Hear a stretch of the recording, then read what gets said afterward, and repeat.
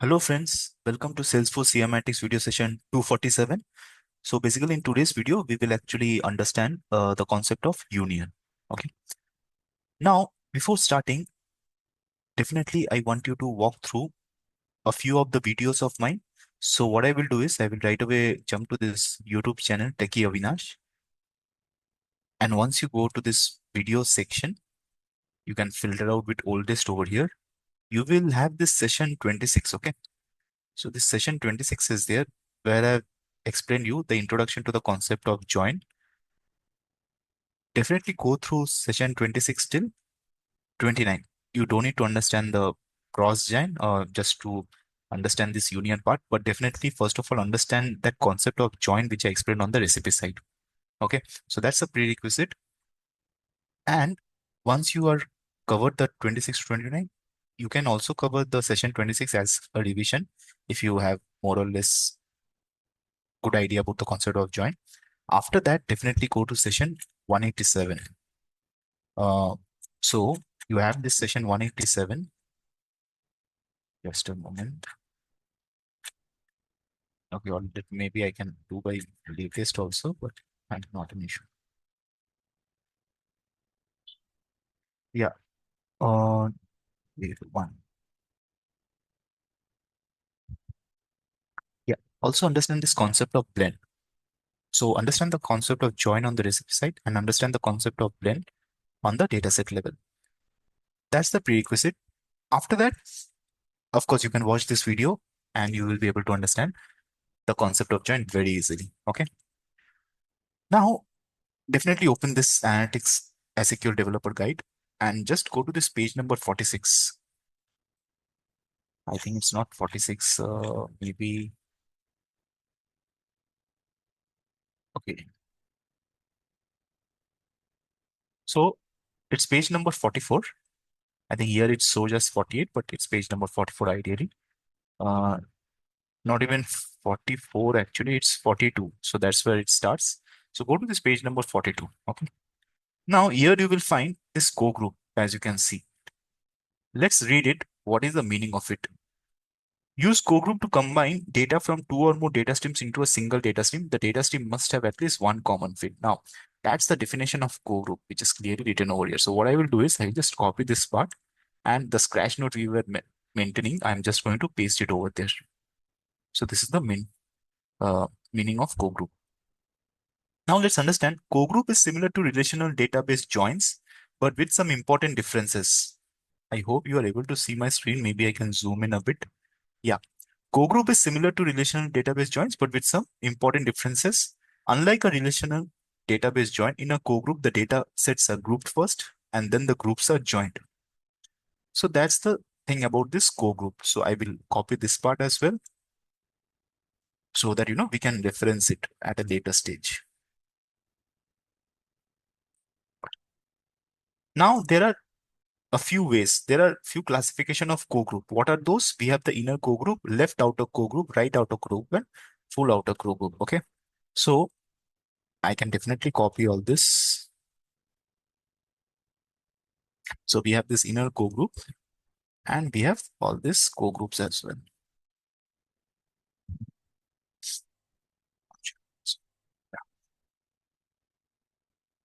Note the statements co-group and group are interchangeable.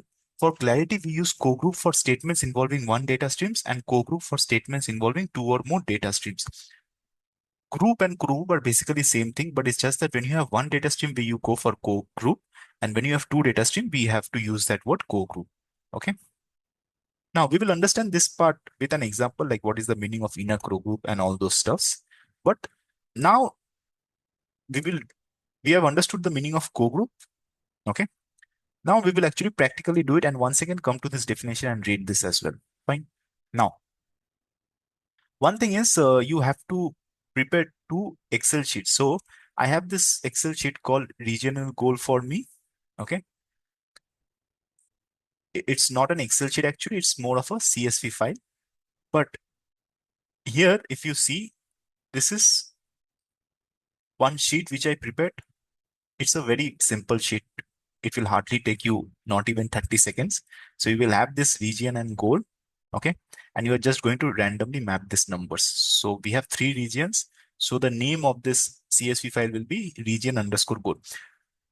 In Salesforce CMATIX, you can upload as a .csv file. So ensure that if it is in Excel format, you convert that to .csv file. I already explained you in our previous video. So that is something you should be able to do. Okay.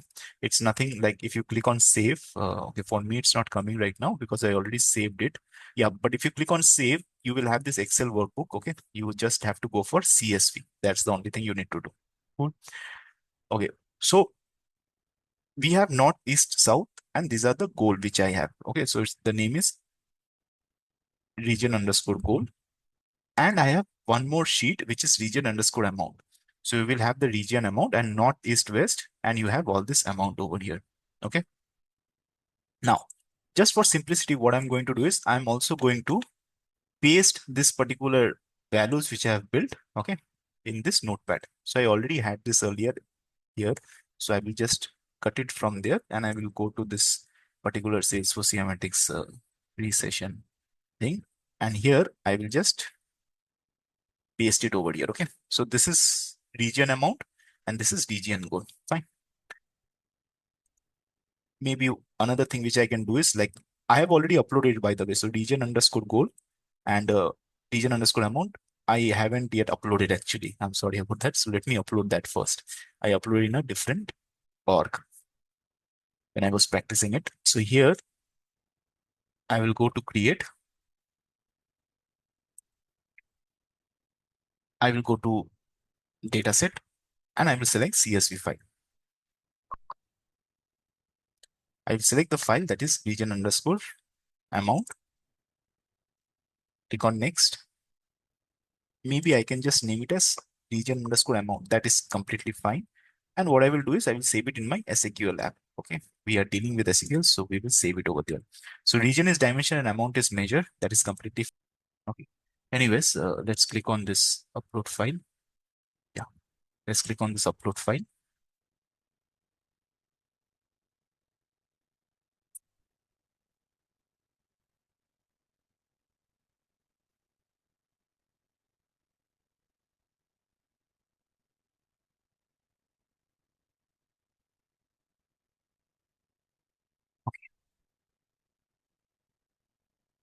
So this part is done.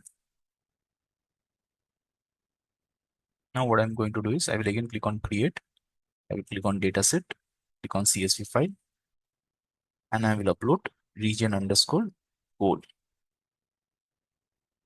I will save it in my SAQL app. And these are the values, which is fine. Now, what I will do is for now, I will just copy this goal which I have. I will just copy it in one particular data set. So I'm going to copy this and just for simplicity, I will just paste it over here. Okay. So that we can reference it. Fine. That's the thing. You can also reference with the help of Notepad, but that's fine. Now, of course, I will go to the browse section. I will open this one, region underscore amount. Okay. So once I open the region underscore amount, I can clearly see there are three values. You can also cross check by seeing the values table. That's not an issue. Now I will add this region underscore goal as well. Okay.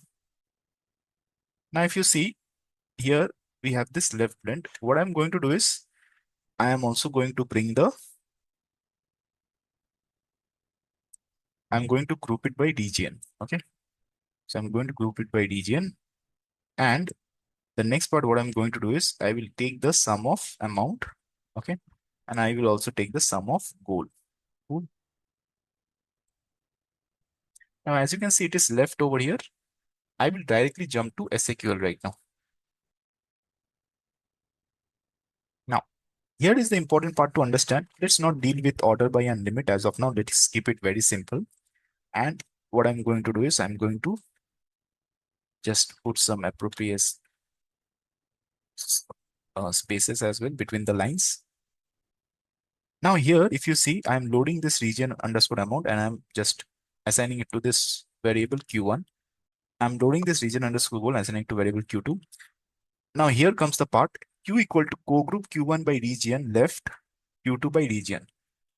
So again, it's the left which I have done, left co-group. Cool. And now if you see, I'm just doing the coalesce, and here I'm just displaying the region as region. Okay. And the count I'm displaying as A, the sum of amount as B, and sum of Q2 goal as C. Cool. Now, uh, I think the count is not needed in this case to understand the co-group. So I just remove the count. Okay. I'm not interested in that, but let's understand this region, amount, and goal.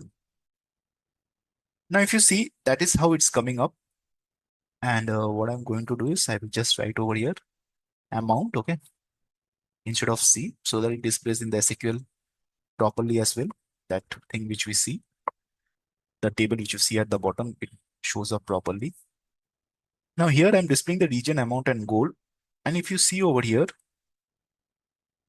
when I'm doing a left co-group, right? So I have the region amount because I'm doing a left outer co-group on this region amount.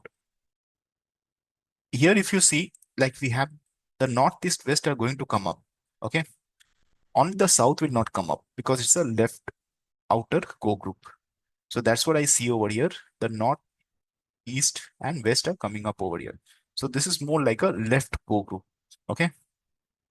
That's the meaning of this. Now, of course, if I just duplicate this, so I will just save this one as, now this is something which is known as left outer co-group. Okay. So I'm just going to write the same thing over here, left outer co-group. And we will save it in our SAQL app itself. Now, as I mentioned, before we move to the other kinds of co-group, other classification of co-group, as it's mentioned, it's just combines data from two or more data stream. In our case, we have two data streams. So this is one of the data stream. This is another data stream which we have, and it is just combining them. If you see, that's the whole purpose of co-group. What it is saying, the data stream must have at least one common field. Now, when you're utilizing this function co-group, there need to be at least one common field. In our case, it is nothing but region, as you can see. So we have this region field, right? So this region is the common field for us. That is also important. And that's where the definition ends. Now, basically, we need to understand like how this is done, which I'm explaining you right now. Okay. So this is one of the thing left outer co-group. Now what I'm going to do is, okay, here again, I have to follow that process, which is fine, not an issue. I will jump back to SAQL. Just copy this whole thing, which is already existing. We'll put it over here. And what I'm going to do is I'm just going to make it as right. Okay. I'm going to run this. Now, if you see over here, when you're going for right, isn't it? So again, here I'm just presuming that you know the concept of join and blend. As I told you, you have to watch those videos first in case you're not aware of it. Because if you're directly jumping over here, this terms might be confusing. Okay. But in case you are already aware of those concepts, definitely what I am saying will make complete sense to you. Now from the right, if you see, I have this north and east common and I have the south. So north, east, south will be displayed, and that is something which you can see over here. Okay. So this is all about the right outer co-group. So let me just save it as.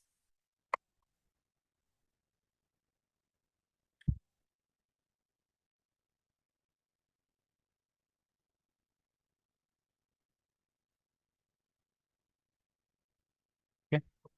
We'll save it in my SQL app. Now the same case goes with inner and outer as well. Cool. We will of course continue with this part in the next video, and we will also understand like this blank, how we can replace it. We just have to use coalesce. That's it. Okay.